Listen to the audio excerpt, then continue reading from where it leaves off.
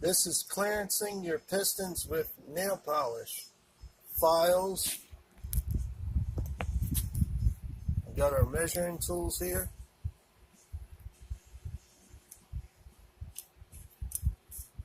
Let's see what I do. Son, bitch.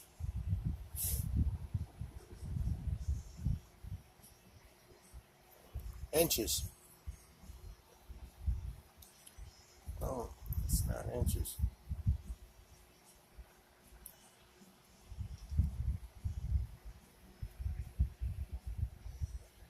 You see that it says 93 thousandths. We want 100 thousandths clearance.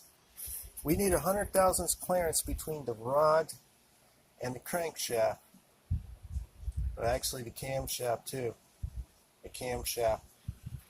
So what I do is I put some paint on here when I finish grinding it in the grinder. I take this here file. When I'm finishing it up the last 2 or 3 thousandths, I use a file. I rotate the motor over and stick this piece of wire between the rod and the cam. As I turn the motor back and forth, making sure the lobe is coming near that rod bolt. As long as I can wiggle this in and out of here without getting stuck, I know I'm good. This measures up to 80 thousandths. What I also do is I take my scriber and I write notes. I don't know if y'all can see this here. And nail polish.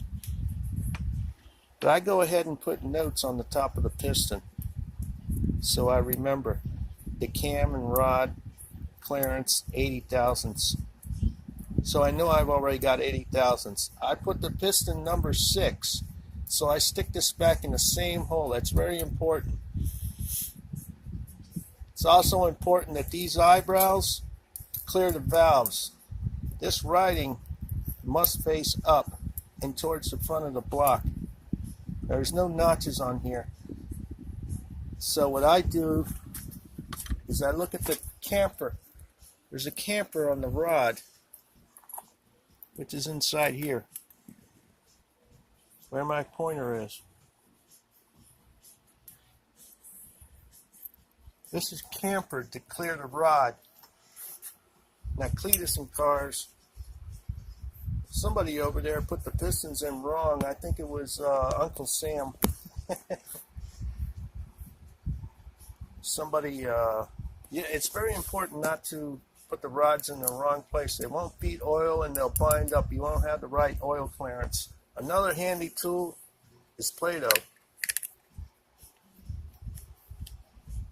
I start off using this, but in the end, the only thing you can do when you're totally done on a 383 small block is use a piece of wire, a homemade tool like this, and run it inside the cylinder hole adjacent to 6. So the adjacent cylinder would be 5. It's 1, 3, 5, 7.